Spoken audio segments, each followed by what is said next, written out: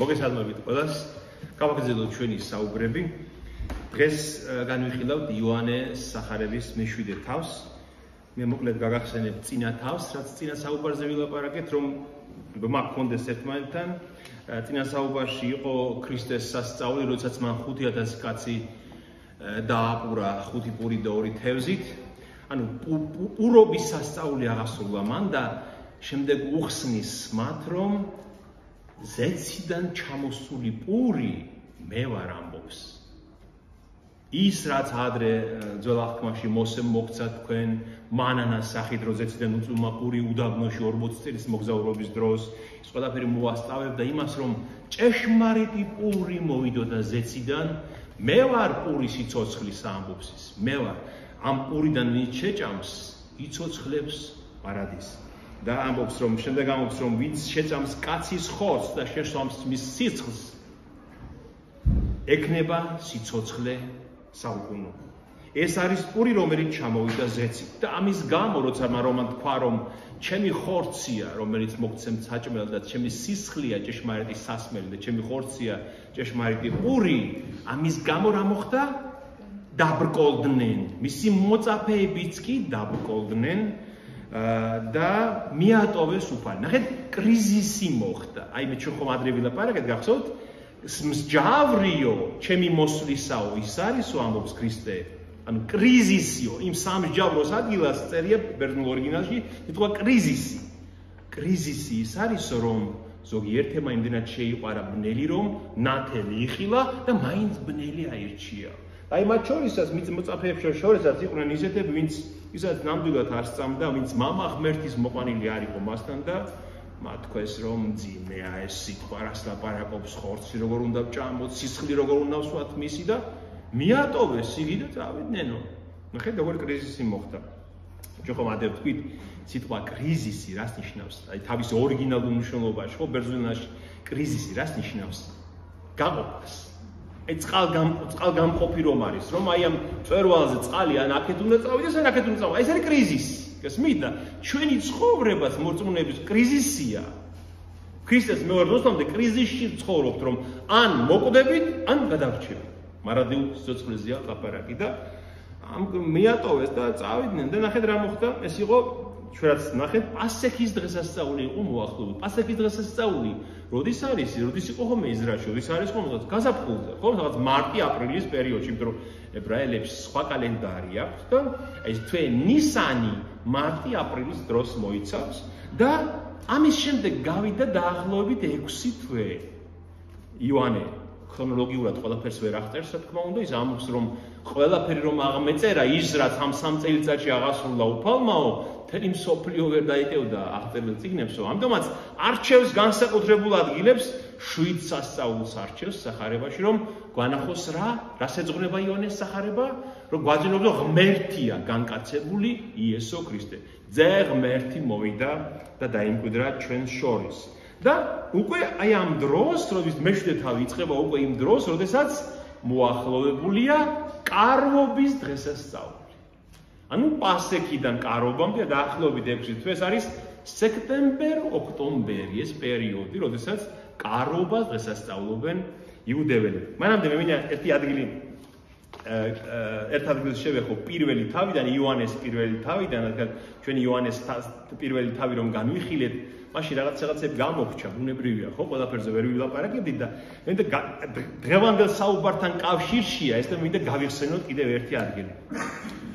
მიდრაში არის ესეთი გადმოცემა, სწავლება იუდაიზმში, მიდრაში რას ნიშნავს?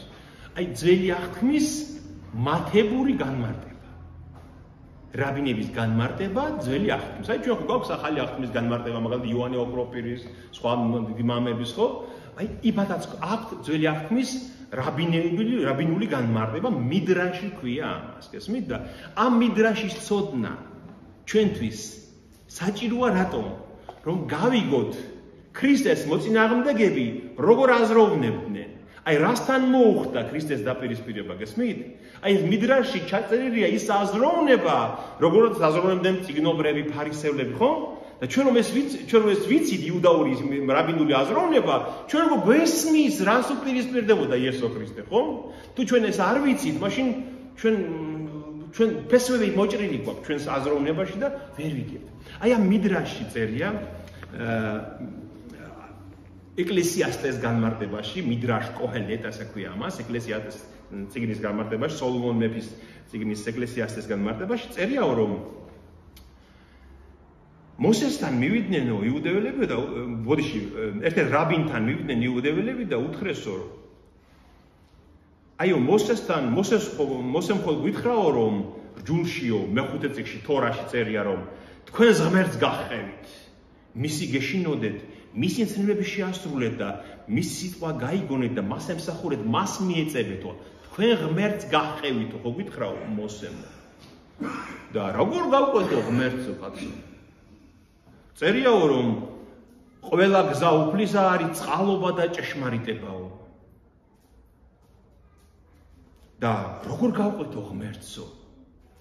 ხო წერიაო, ნაუმ წინასწარმეტყველი ამბობს, რომ გრიგალშია უფალი და ქარბორბალაშია მისი სავალი, ღრუბელი კი მის ფეხის მტვერიაო. ანუ მიუწვდომელიაო. ხო ხა შეიძლება დღეს ქარბორბალა სხვანაირად ხედავ ჩვენ, მაგრამ იმ დროს ეს ქარიშხალი, ეს ტორნადო და ასეთი რაღაცები აბსოლუტურად წარმოუდგენელი რაღაცა იყო, ხო იმ დროინდელი სამყაროსთვის და ამას ადარებს ნაუმ წინასწარმეტყველი, რომ ღმერთი იმდენად მიუწვდომელია, როგორც ქარბორბალაში შიგ რა ხდება, შენ არ იცი, ასევე ღმერთს ვერ მიწვდები. ასევე ფსალმში წერიაო, რომ ზღვაზეა შენი სავალი ბილიკი, ზღვაზე დადიხარო, ოკეანეებზე გადადიხარო და დიდ მდინარეებში და შეუცნობელია შენი ნაკვალევი, წერია ფსალმში. და როგორ გავყვეთო? როგორ შეიძლება რანაირად ვიპოვოთ? გრიგალში და ღრუბელზე თუ ფეხი უდგას უფალსო. და მოსემ უთხრაო მათო, რომ უფლის გზანი და იაჰვეს ბილიკებიო არის მადლი და ჭეშმარიტება. მადლი და ჭეშმარიტება. მადლი ნიშნავსო ჩვენ დამი გამოვლენის სიყვარულსო. აი, რო უყვარვართ და რო გვაჩვენებს ღმერთის საქმეებით რო უყვარვართ, ეს არის მადლიო. და ჭეშმარიტება უფლისა არისო წმინდა წერილში, თორაშიო, მოსეს რჯულშიო, რომ ჭეშმარიტება იქ არისო. და ვის მისცემს ამ მადლს და ჭეშმარიტებასო ღმერთიო? იმათ ვინც დაიცავს მის აღთქმასო. ხო გესმით? უფლის გზები, აი რომ მივდიოთ უფალს, არისო მადლი და ჭეშმარიტებაო, ხო?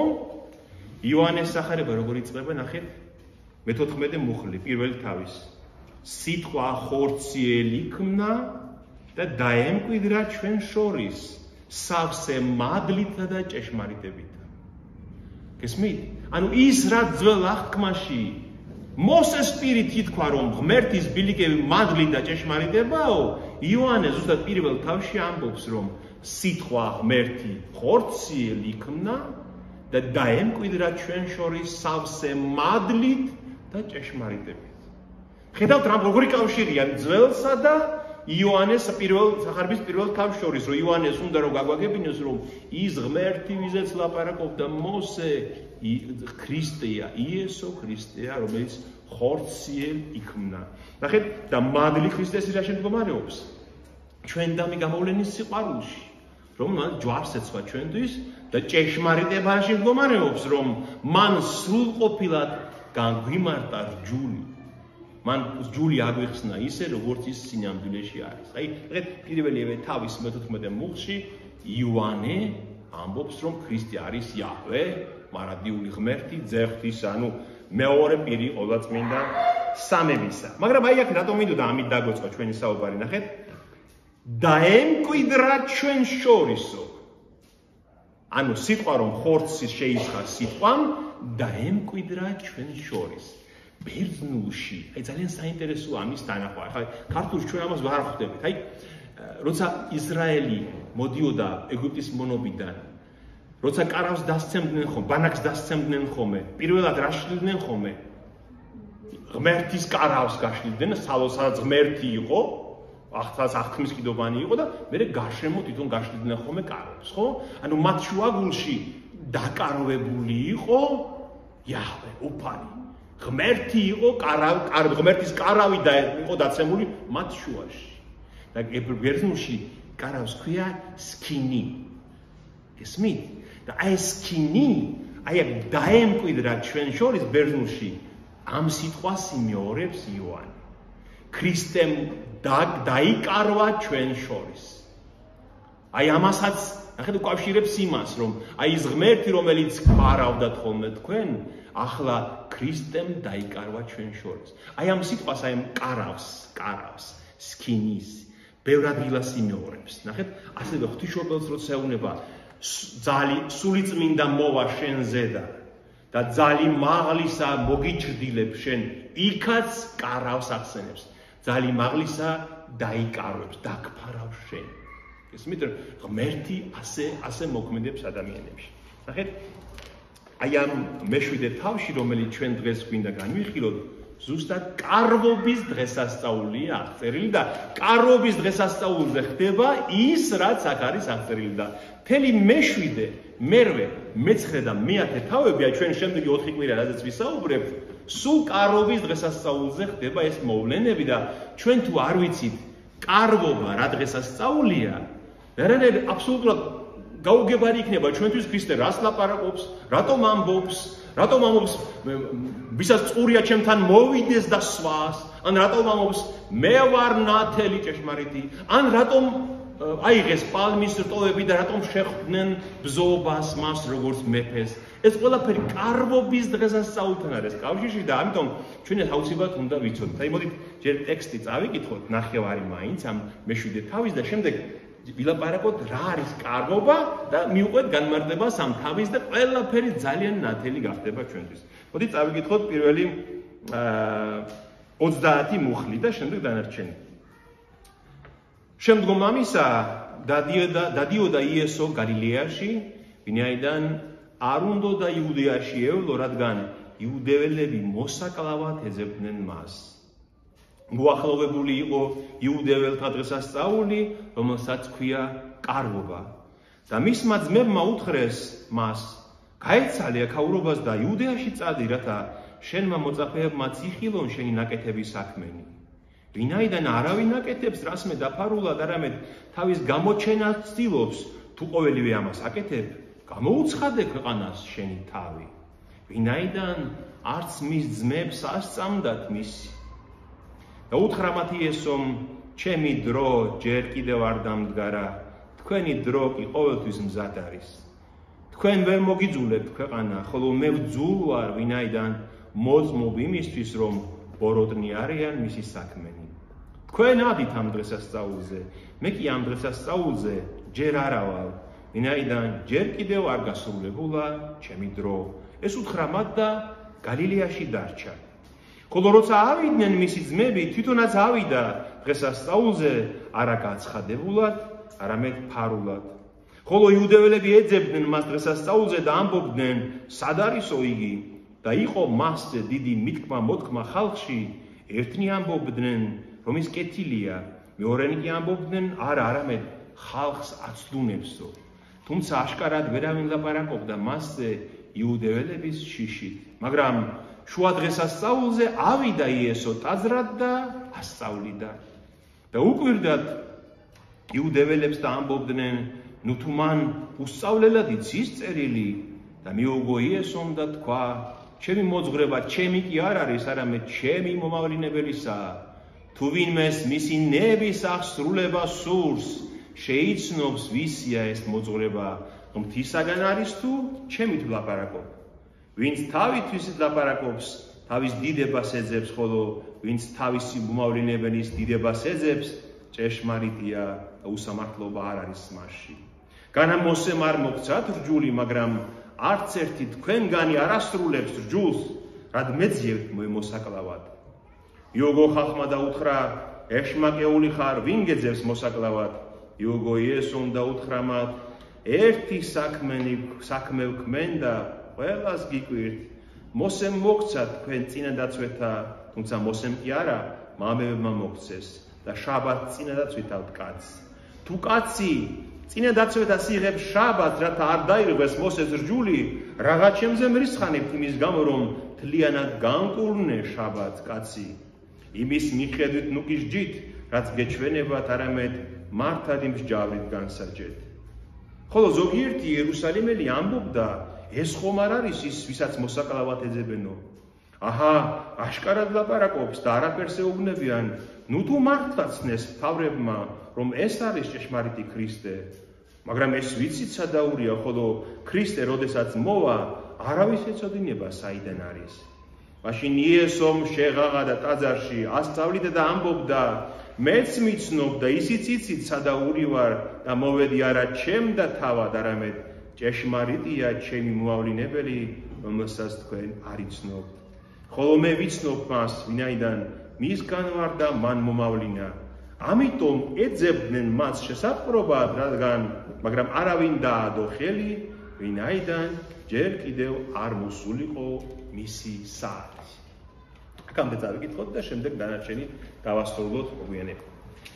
შემდგომ ამისა დადიოდა იესო გალილეაში და ვინ არ უნდოდა იუდეაში წასვლა, რადგან იუდეველი მოსაკლავად ეძებდნენ მას. ნახეთ, ჩვენ წინა თავებში ნახეთ, რომ მოწაფეები ჩამოშორდნენ, კრიზისი ჰქონდათ მას, მოშორდა მას ხალხი, მისი პოპულარობა უკვე ძალიან დიდია, ყველა მიცის ისრაელში რომ გამოჩნდა იეშუა, რომელიც არის მესია, ქრისტე და ასევე ნახეთ ჩვენ ბეთესდას აუზზე, გახსოვთ იერუსალიმში, ბეთესდას აუზზე 38 წლის დამბლადაცემული კაცი რომ განკურნა მას და შაბათი იყო ეს დღე და უთხრა, აიღე შენი საწოლი და წადი.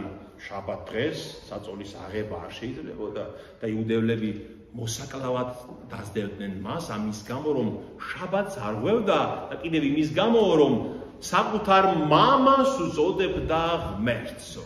და ამიტომაც იესო ჩრდილოეთ ისრაელში დარჩა, გალილეაში და არ მიდიოდა იუდეაში, რადგან მოსაკლავად დასდევდნენ მას. ნახეთ, იესო ქრისტე ჯვარცმისთვის კი მოვიდა ამ ქვეყანად, მაგრამ ის არასდროს არ სანამ მისი საათი არ მოვა, ის არასდროს არ თამაშობს მისი სიცოცხლე.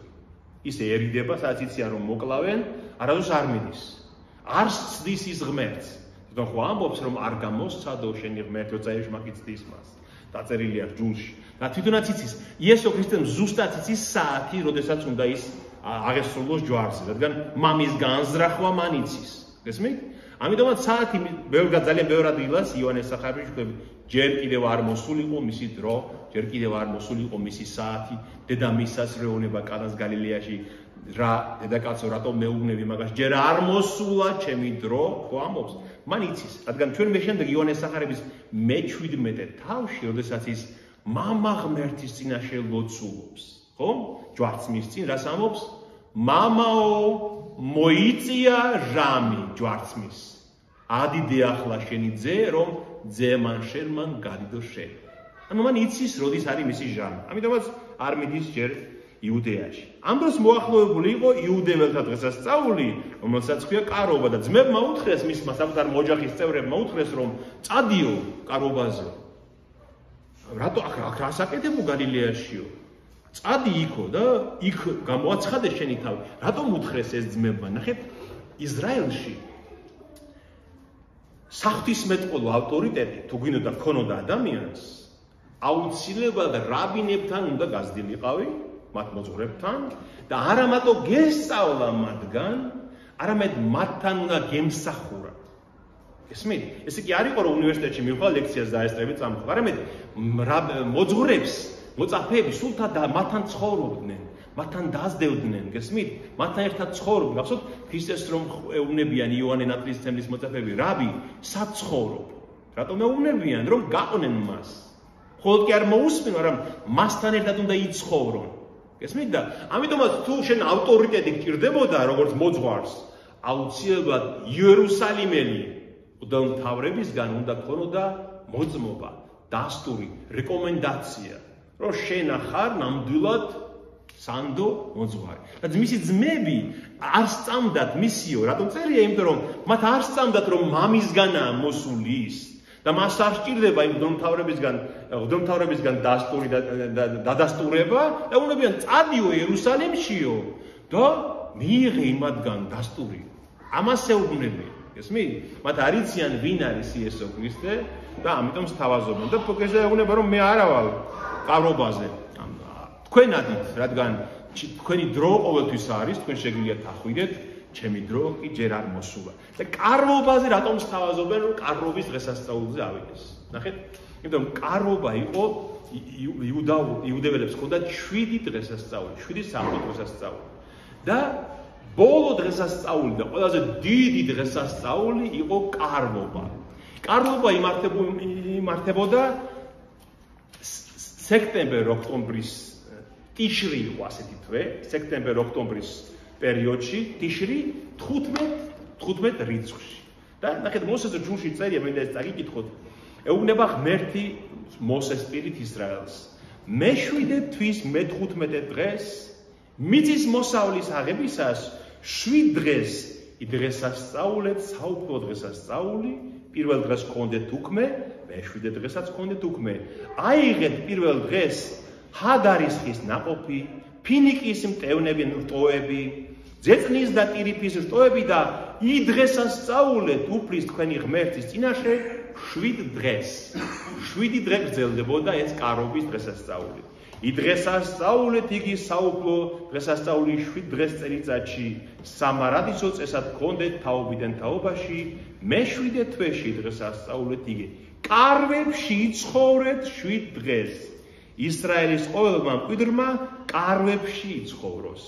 იმისთვის რომ იცოდნენ თქვენმა შთაომავლებმა რომ ყარვებში დავასახლე ისრაელიანები, როცა ეგვიპტის ქვეყნიდან გამოვიყვანე, მე ვარ უფალი თქვენი ღმერთი. ეს დღესასწაული იმიტომ დაუწესა ღმერთმა ისრაელს, რომ გაახსოვდეთ თქვენ შვილებს და თქვენ შთაომავლებს, რომ ყარვებში ცხოვრობდით, როცა ეგვიპტის მონობიდან გამოვიყვანეთ მე თქვენო. და მართლაც, აი ამ ყარვობის დღესასწაულზე 7 დღე სულ ყარვები იყო გაშლილი იერუსალიმში ტაძრის გარშემო და ამ ყარვებში ათევდნენ ღამეს, იქ ჭამდნენ, იქ სვავდნენ, ანუ იხსენებდნენ იმას, რაც მოსეს დროს გადახდა მათ ერს.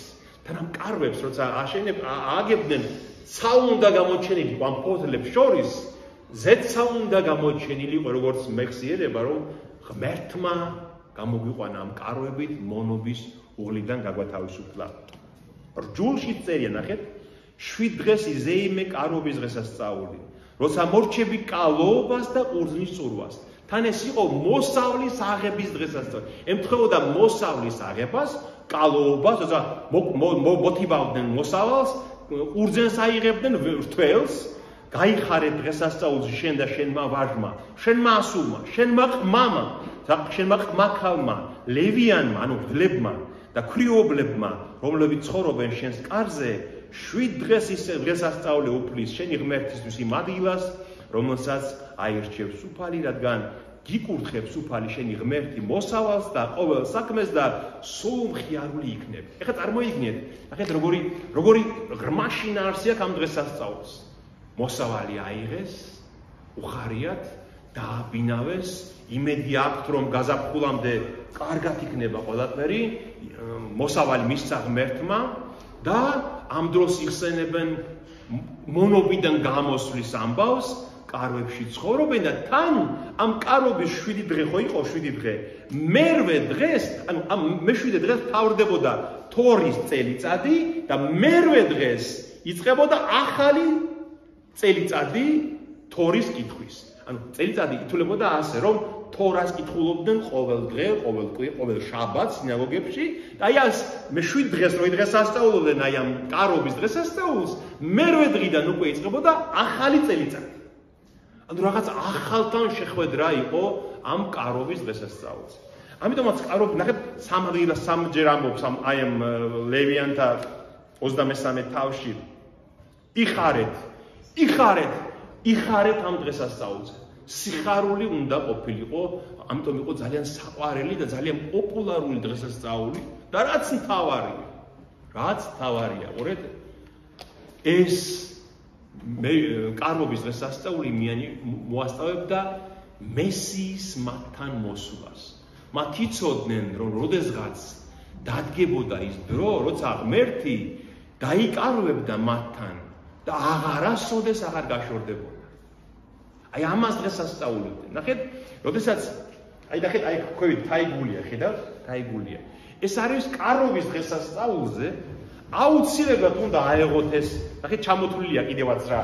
პალმის რტოები, ფინიკის პალმის ტოტი აიღეთო, აიღეთო ტირიფის, წყლის ტირიფის ტოტი, აიღეთო ხადარისხის ნაყოფი, ნახეთ, ლიმონის მსგავსი რაღაც ნაყოფია, აიღეთო ფოთლის მდიდარი ლამაზი ხეების ტოტებიო და ამ ტოტებით შეხვდითო კარვობასო.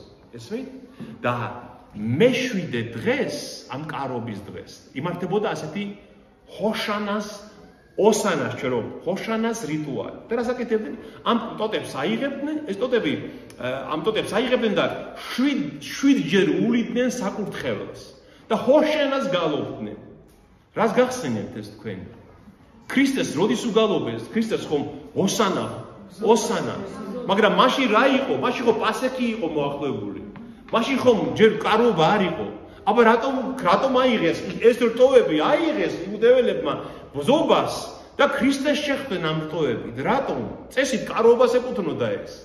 იმიტომ რომ მათ ეგონათ, ფიქრობდნენ რომ მოვიდა უკვე მესია. მოვიდა უკვე ქრისტე და კარობას აღარ დაუცადეს.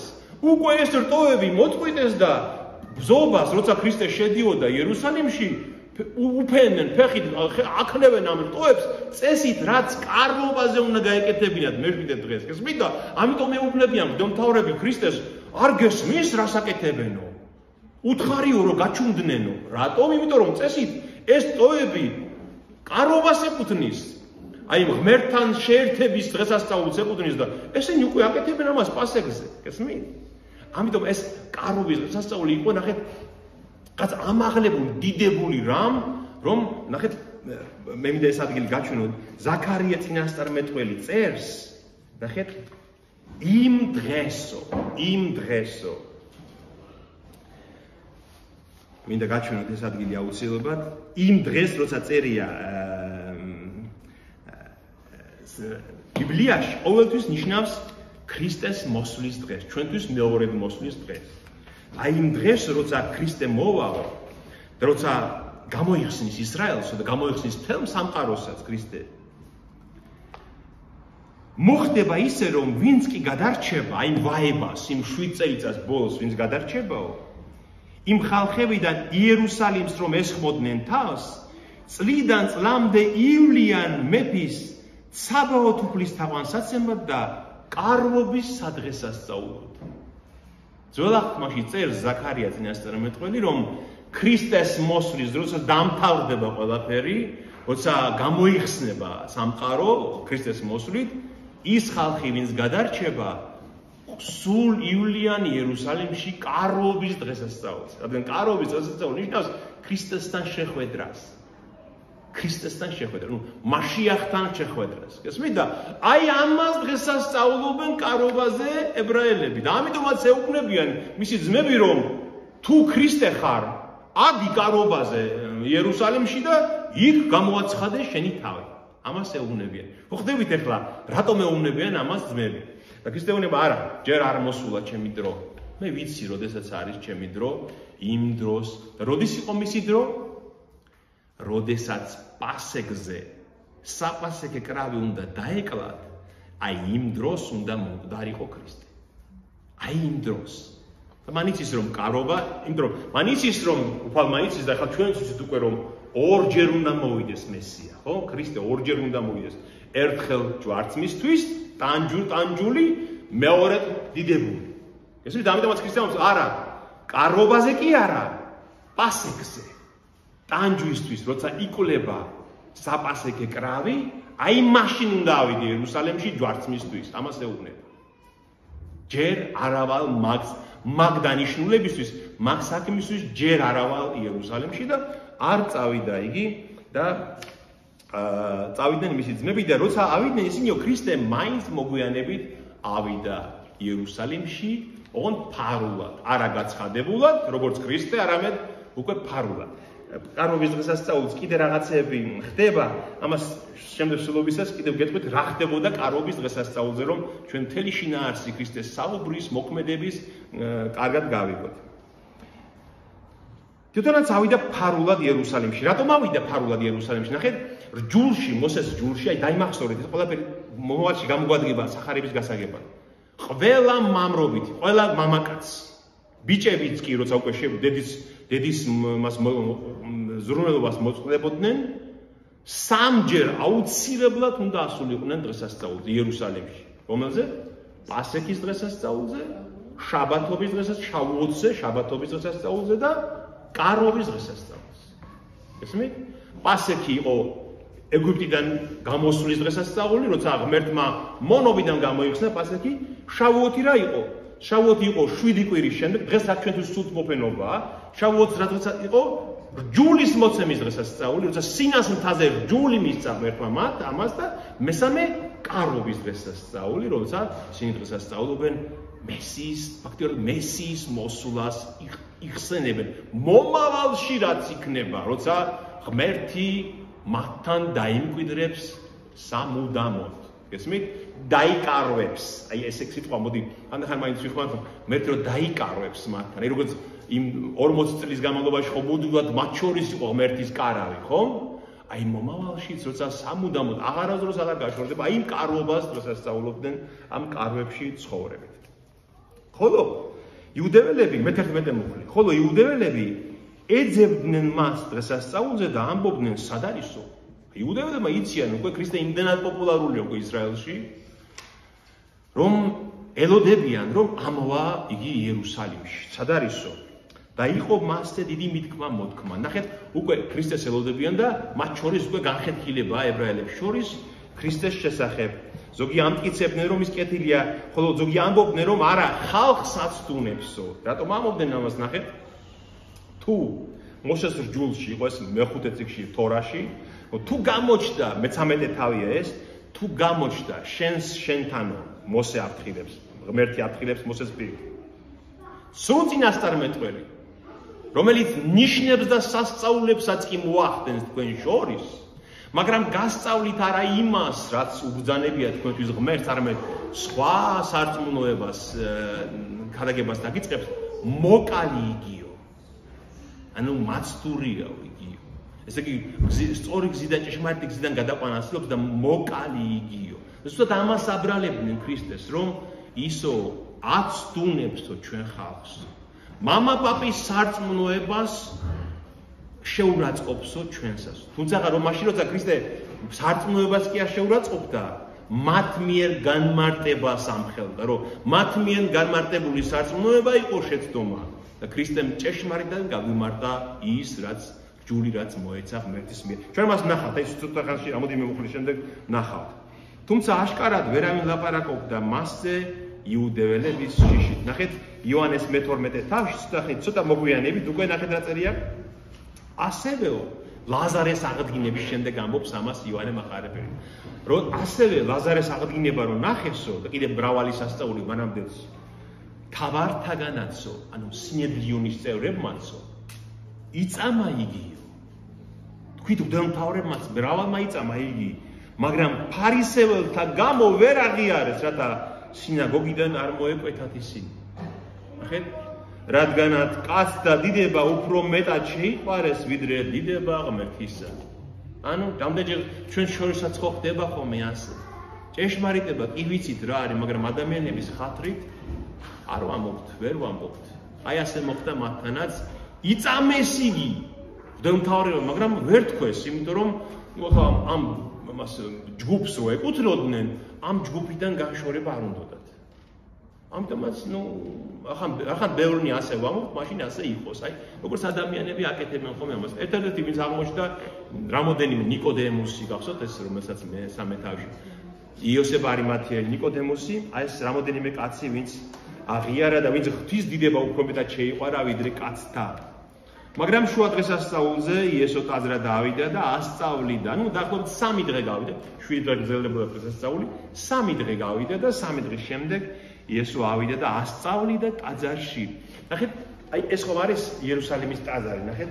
ეს არის მაკეტი. ეს დგას ახლა იერუსალიმში, ეს მაკეტი. 60-იან წლებში გააკეთეს. და აი ამ ტაძარში თავისუფლება იყო. ნახეთ, ჩვენ ხო ვიცით რომ იყვნენ ფარისევლები, იყვნენ სადუკევლები, იყვნენ ჰეროდიანელები, იყვნენ სხვა ესენელები, სხვადასხვა მიმდინარეობები იყო საღვთისმეტყველო იუდაიზმში. და ყველას ჰქონდა უფლება რომ ტაძარში ასულიყო აი ამ გალავნის შიგნით და ესწავლებინა. ყველას თავის მიმდევრები ყავდა, თავის მოწაფეები ყავდა. ქრისტეც ამიტომაც რო ადიოდა ხოლმე, აი სოლომონის ბჭეში, აი იყო სოლომონის ბჭე, აი ეს იყო სოლომონის ბჭე, აი აქეთ ხარესაც იყო. აი ასე დაახლოებით ასეთივე სვეტები. იქ იჯდა ხოლმეო და ასწავლიდაო თავის მოწაფეებს. ანუ ამის უფლება მათ ჰქონდათ და უკვირდათ იუდეველებს და რახეთ რას ამობენ? როგორო მანო უსწავლელად იცის წერილიო? რაც მე ვთქვი უკვე არავის ჩვენგანთან მაგას არ უვლია სკოლაში. ჩვენ მღვდელმთავრებთან. არავის ფეხით არ მჯდარა, ხო? აი როგორც პავლე მოციქული ხო ამობს, რომ მეო გამალიელის მოწაფე ვიყავიო. ნახეთ, პავლესაც ეტყობა ეს, აი ეს იუდაური ტრადიცია. პავლესაც ეტყობა, როცა ამბობს, რომ მეო ებრაელი ვარო, ბენიამის ტომიდან გამალიელის ფეხით გაზრდილი ვარო. ანუ სარწმუნოა რომ პავლე ამბობს, რომ თქვენი რჯული მე ვიციო, გასმენთ? და ქრისტე იმიტომაც იყო მათთვის უცნაური და განსხვავებული, რომ არავის არ იმოწმებდა. არავის მოწაფე ის არ ყოფილა, არავინ არ ამბობს, რომ მე მისი მასწავლებელი ვიყავი, გასმენთ? და ამიტომაც ამბობენ, რომ როგორ მან უსწავლელად იცის წერილი. სხვა ქრისტეს წერილის სწავლა რაში ჭირდებოდა? წერილი მის მიერ მოცემული იყო. მან მისცა მოსეს რჯული ხალხს და რას ჭირდებოდა მასწავლებელი. და ქრისტემ იცის, რასაც ფიქრობენ ისინი და ამბობს. იესომ თქვა, ჩემი მოძღვრება, ჩემი კი არ არის. არამედ ჩემი მომავლინებელისა. ეს მე კი არა ვარ მასწავლებელი. ჩემი მომავლინებელის მოძღვრება იმას, რომელსაც გასწავლეთ.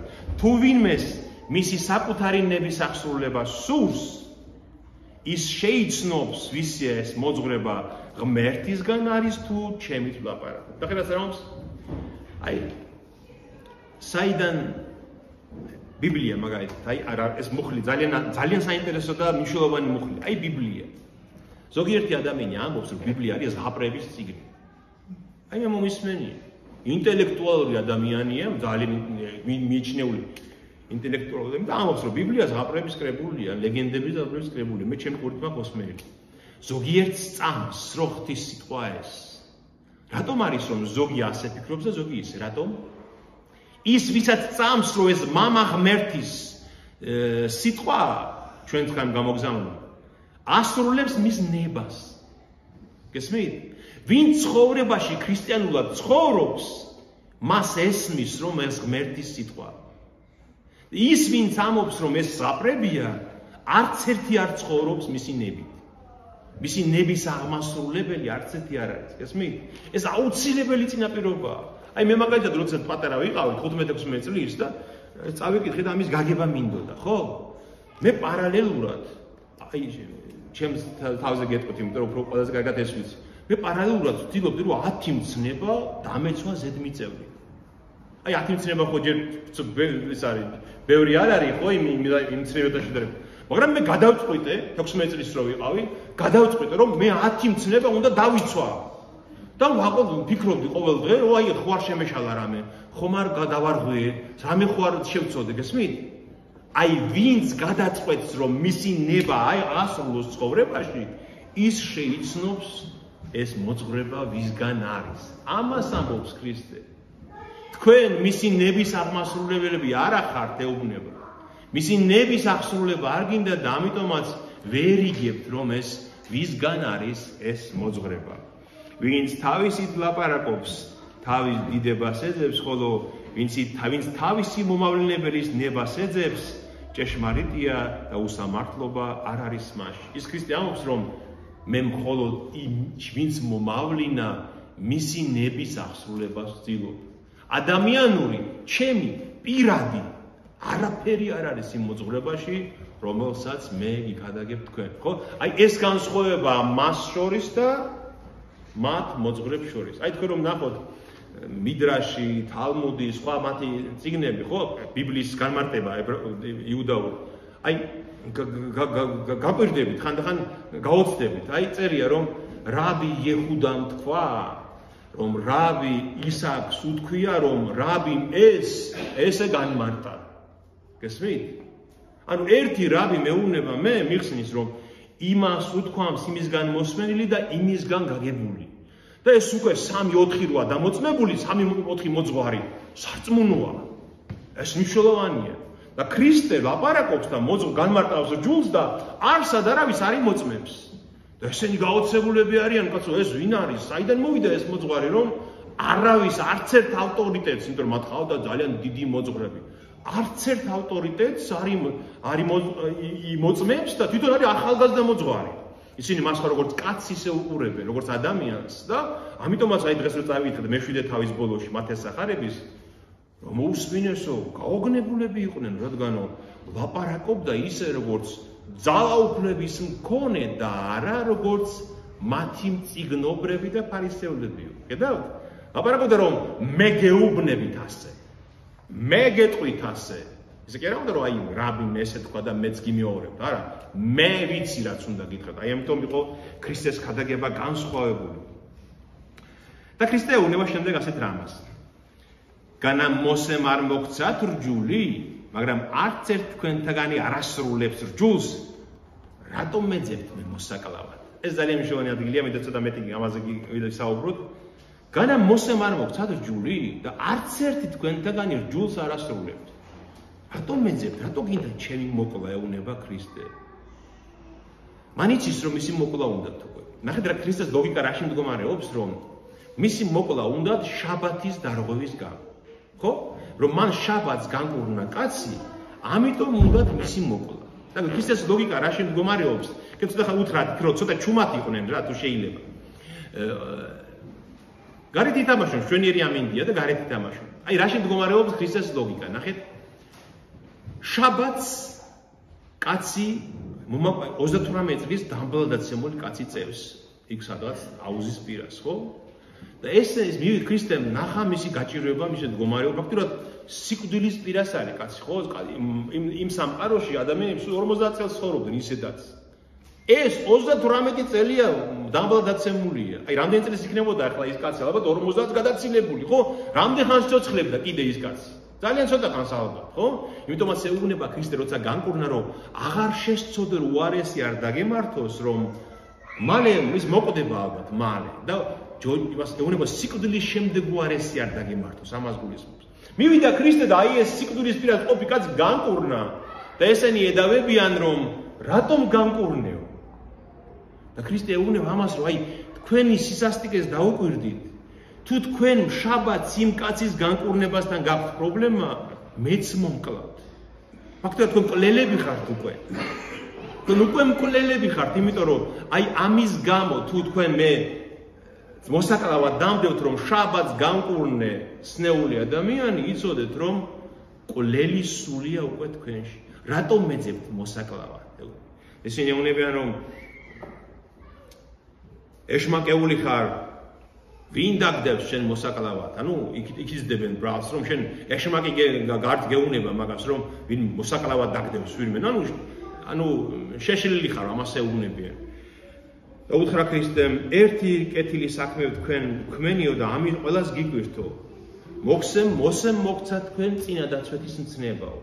ანუ მოსემ მისცა, ეს არის მოსეს პირველი წიგნის მე-17 მულში, როცა აბრაამს დაუდო აღთქმა ღმერთმა, ნახეთ, ამის ცოდნაც ძალიან აუცილებელი, მნიშვნელოვანია. აბრაამს როცა დაუდო ღმერთმა აღთქმა რა უთხრა? წადი აღთქმული მიწისკენ, ხო? ჯერ ამ დროს არც მოსეა, აბრაამს არ ჩვილები ყავს, ის 12 ტომი, რომელიც უნდა აბრაამისგან გამოვიდეს მერე, ის ჯერ არ არის, მარტო აბრაამია. წადი აღთქმული მიწისკენ, მიდი დასახლდი იმ მიწას მოგცემ თქვენ და შენი თესლისგან, შენი შთაომავლისგან მოვა ქრისტე.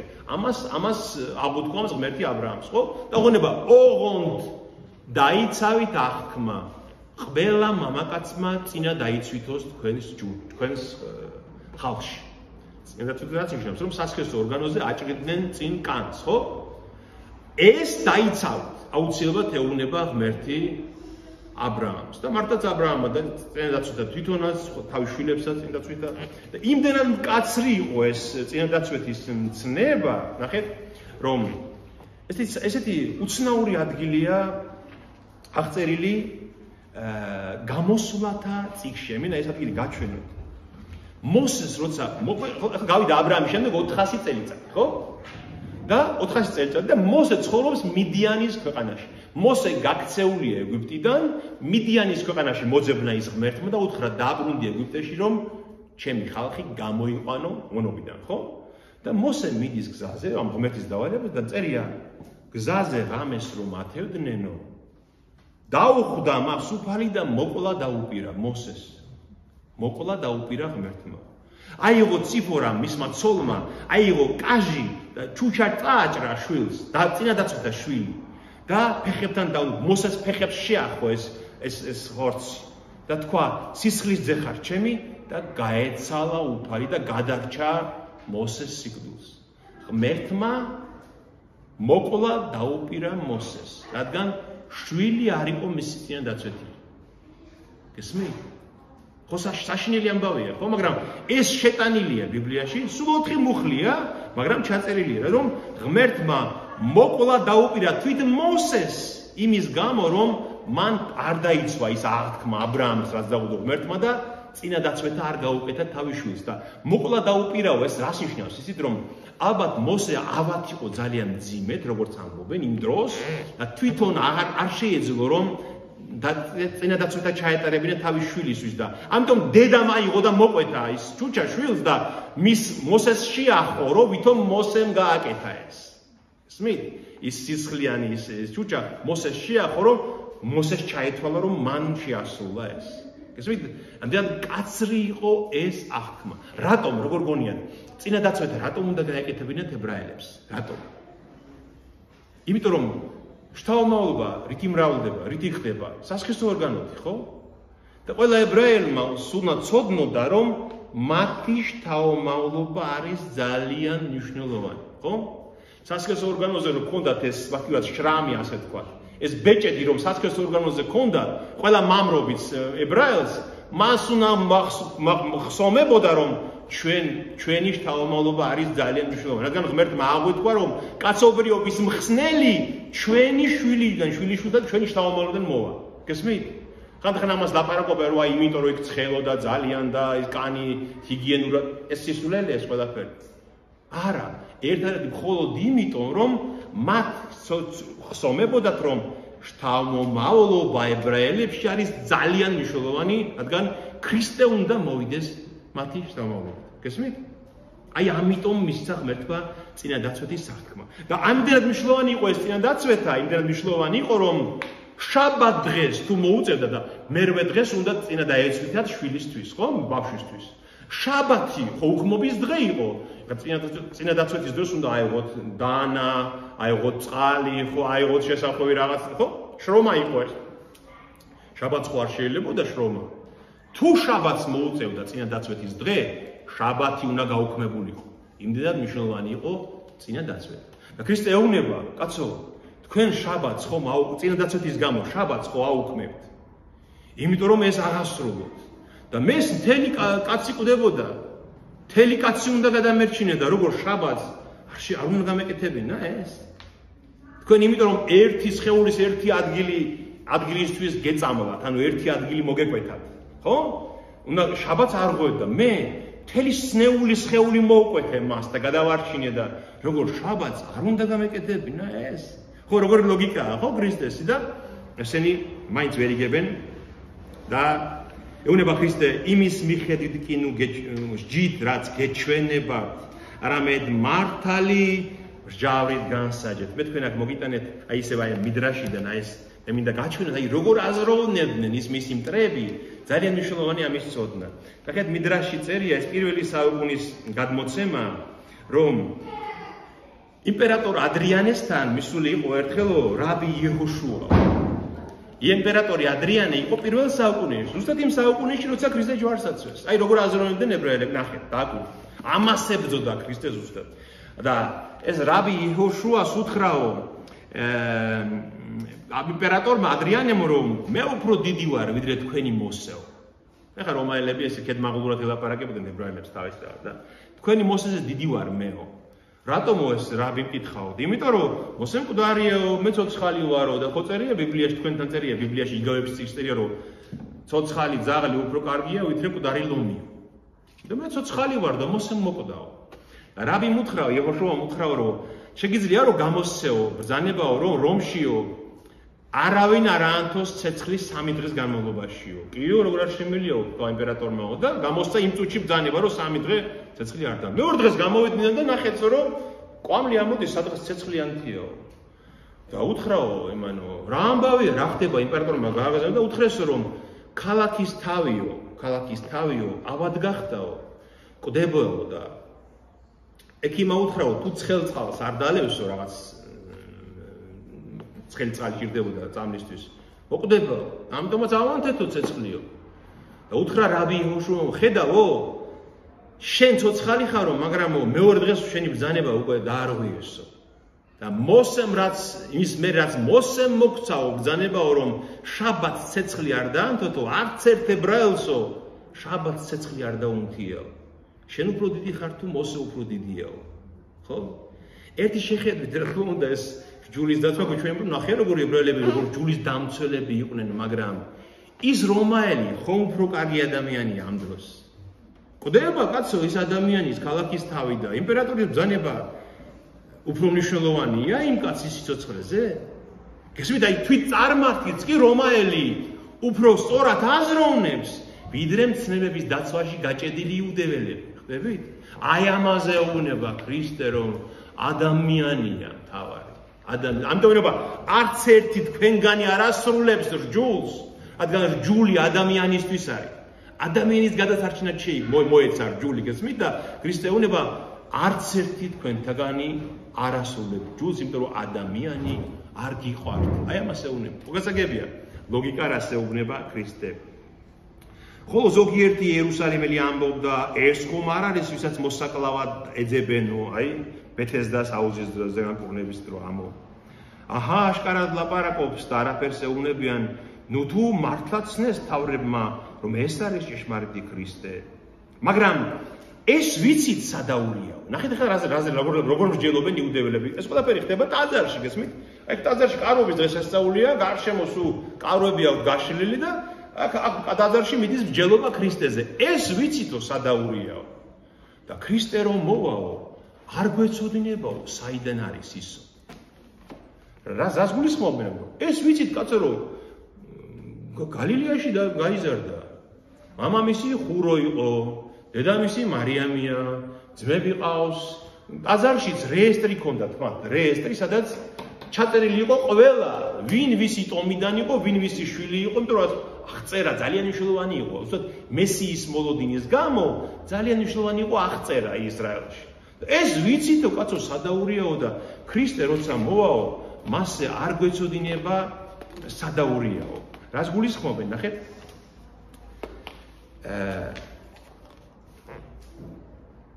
დოახმაში ეწერა ქრისტეზე წინასწარმეტყველება მიქა წინასწარმეტყველი ამბობს ქრისტეზე ნახეთ რომ შენო ბეთლემო ასეთ სიტყვებია მიქა ცხოვრობდა დაახლოებით 5 საუკუნით ადრე ქრისტემდე ხო 5 ქრისტე დაბადება მიქა წერს რომ შენ იუდას ეფრათას ბეთლემო ეფრათა იყო ის ადგილი სადაც ბეთლემი იყო რომ პატარა კი ხარ იუდას ქალაქებს შორის მაგრამ შენგან გამომივა ხელმწიფეო ანუ მესია რომელიც საუკუნო დღეებიდან ექნება წარმოშობაო ძველთაგან და საუკუნო დღე ანუ მარადისობიდან მოვაო გესმით ამიტომ ებრაელებში გავრცელებული იყო ესეთი შეხედულება რომ მესია რო დაიბადება ისრაელში მას თვითონაც არ ეწოდინება რომ მესია ეს ისე საიდუმლოდ მოხდება ანუ ღმერთისგან მოვა ეს ყველაფერი და მას თვითონაც არ ეწოდინება ამიტომ წარმოშობა მის უცნობი იქნება ნახეთ აი ისევე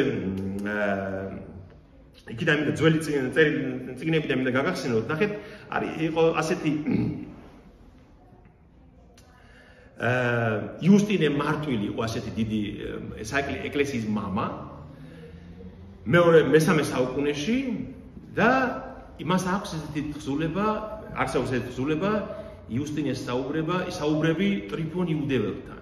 და ის ტრიფონ იუდეველი ეუბნება იუსტინეს, ეს მეორე საუკუნეში უკაცრავად შემიშალა და ამბობს თუ ქრისტე როგორ აზროვნებს იუდეველი, არ გვეცოდინება საიდან მოვაო. აი დოკუმენტურად მინდა გაჩვენოთ. ნახეთ, ტრიფონ იუდეველი ეუბნება ქრისტიან იუსტინეს ასეთ სიტყვებს. თუ ქრისტე უკვე დაბადებულია და სადმე იმყოფება, ის მაინც უცნობი იქნება ჩვენთვის. მან თვითონაც არ იცის საკუთარი თავის შესახებ. ანუ მისი მესიანური დანიშნულების შესახებ. და არც რაიმე ძალაუფლება ექნება მას, სანამ ელია არ მოვა, ასწრებს მას და ყველასთვის ცნობილს გახდის. ანუ მათ წარმოდგენა ასეთი ჰქონდათ, რომ ქრისტე რაღაცა როგორც ღმერთის იარაღი იქნება, დაიბადება, მას არ ეცოდინება, როგორც გამტარი მხოლოდ ამ საფრთხომ მოგიზით და ელია რომ მოვა და სხებს მას ზეთს და გამოაცხადებს, რომ ეს არის მესია, შემდეგ გავიგებთ, რომ ის არის მესია. ცოტა მოგვიანებით ისევე ტრიფონ იუდეველი ამბობს, თუ ვინმე ამბობს, რომ მესია ქრისტე უკვე მოვიდა, ანუ დაიბადა, მაინც არავინ იცის ვინაა ის. არამედ როგორც ამბობენ, მხოლოდ მაშინ შევიცნობთ მას, როცა გაცხადებულად გამოჩნდება და გამდიდებული იქნება იგიო. აი ესეთი წარმოდგენა ჰქონდა ებრაელებს ქრისტეზე, ქრისტეს მოსვლაზე, მაგრამ ქრისტესთან ხო ასე არ იყო. ჩვენ ხო სახარებიდან ვიცით, რომ ეს ასე არ იყო. პირველად როდის ჩნდება ქრისტე? შობის შემდეგ, შობა რა თქმა უნდა პატრა იყო. შემდეგ როდის ჩნდება ქრისტე? როდის? 12 წლის ასაკში. 12 წლის ასაკში. როცა შევა მამამის ტაძარში და რას ამბობს ქრისტე? ჩემი მამის სახლში უნდა ვიყო. ანუ მან უკვე იცის თვითონ ვინ არის. გესმით? ისე კი არის როგორც ტრიფონ იუდეველის ფიქრობს და წარმოდგენს. მან 12 წლის მოზარდმა უკვე იცის ვინ არის თვითონ. და დედამისი რო ეუნება შვილო, სადახარ რომ გვანერვიულე მე და მამაჩემი რატომ ეძებთ? არ იცით რომ მამა ჩემის სახლში უნდა ვიყო. უკვე 12 წლის ბავშვმა მოზარდმაც იცის რომ მისი დანიშნულება არ ეცოდინება მას თავის დანიშნულება, მაგრამ 12 წლისა ჯერ მომწიფებული არ არის კაცობრი위 ბუნებით, ჯერ მომწიფებული არ არის იმ საქმისთვის, ამიტომაც იცდის 30 წლამდე, თორემ მან ძალიან კარგად იცის ვინ არის თვითონ. აი ეს არის ჭეშმარიტება. ამას რასაც ახარება გვასწავლის, მაგრამ იუდეველებს, ბევრი იუდეველს ამის დანახვა არ უნდა სამწუხაროდ. მეორე საუკუნეში, კი, ქრისტეს ჯვარცმის ამაღლების შემდეგ.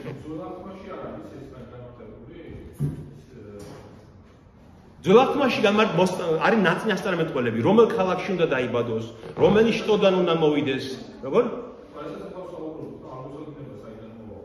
არა, არის განმარტებული, როგორ არ არის განმარტებული, ბეთლემში უნდა დაიბადოს წერია, რომ იუდასგან უნდა მოვიდეს, იუდას ტომიდან უნდა მოვიდეს, რომ ნაზარეთში უნდა აღიზარდოს, ესეც წერია.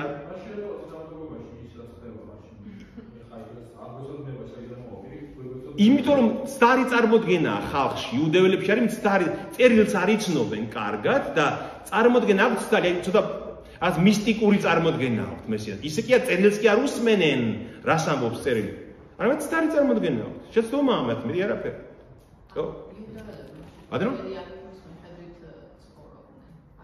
იუდეველები? კი, რა თქმა უნდა.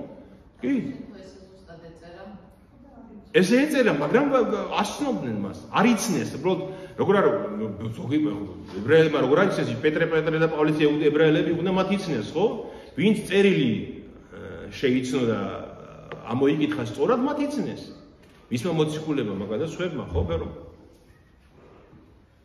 მაგრამ იცი აი პრობლემა მაშინ მდგომარეობს, რომ ძალაუფლება დღეს ასეც ვილაპარაკეთ. ძალაუფლება აბრმავებს ადამიანს. აი დღეს რაც ვილაპარაკეთ, რომ მათი გონება იმდენად შეპყრობილი იყო ძალაუფლებით, სიმდიდრით, აი 70 ღმრთმთავარი, ვინც იქ ტაძარში, ანუ ერის თავრები ვინც იყვნენ. ისინი მარტო ეპისკოპოსები კი არ იყვნენ. ისინი იყვნენ ხელისუფლებაც ისრაელის, ეროვნული ხელისუფლება. ესმით და ყველანი სიმდიდრეში ცხოვრობდნენ. უკიდურეს სიმდიდრეში ცხოვრობდნენ. ჰქონდათ გავლენები, ძალაუფლება, ხო? და ეს ძალაუფლება და ამქვეყნიური სიმდიდრე და კეთილდღეობა აბრმავებს სულს. აი დღეს ეს ვიგვაპარაკეთ. სულის თვალი არის გონება და გონება თუ შეპყრობილია ამითი, ბრმა ხარ სულიერ, ამიტომ ვერ იცნეს ქრისტე. მხოლოდ ამიტომ. მაშინ იესო ნახეთ, ახლა იესოს პასუხი. 28 მუხლი. ეს იესომ გაიგო, რასაც ამბობენ მასზე, რომ არ გვეწოდინება მესია საიდან მოვა, ეს კი ვიცით საიდან არისო. მაშინ იესომ შეღაღა და ტაძარში ასწავლიდა და ამბობდა, მეც მიცნობდა, ისიც იცით სადაური ვარ. და მოვედი არა ჩემ და თავად, არამედ ჭეშმარიტია ჩემი მომავლინებელი, რომელსაც თქვენ არ იცნობთ, ხოლო მე ვიცნობ მას, ვინაიდან მისგან ვარ და მან მომავლინა მე. ქრისტე რას პასუხობს? კი, იცით საიდან ვარ. იცით რომ გალილეიდან ვარ.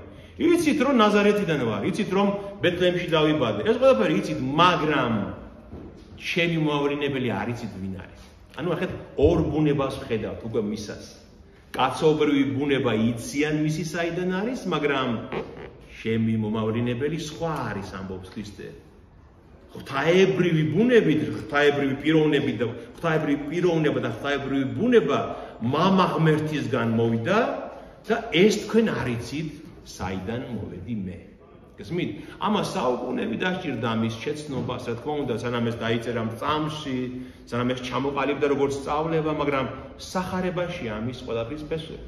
აი აქ ამბობს ქრისტე თავის ორ ბუნებოვნების შესახებ, აი ამ 28 მუხლში ამბობს.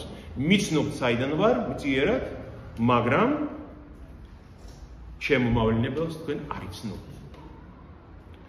ამიტომ ეძებდნენ მას შესაყრობად, მაგრამ არავინ დაადო ხელი, ვინაიდან ჯერ კიდევ არ მოსულიყო მისი საათი. ამიტომ ჯერ არ იყო მოსული მისი დრო, სიკვდილის, ამიტომაც ვერავინ დაადო მას ხელი. ანუ ვერ გაბედეს, ვერ შეძლეს, ანუ რაღაცა ძალა მათ ამას უგრძალავდა.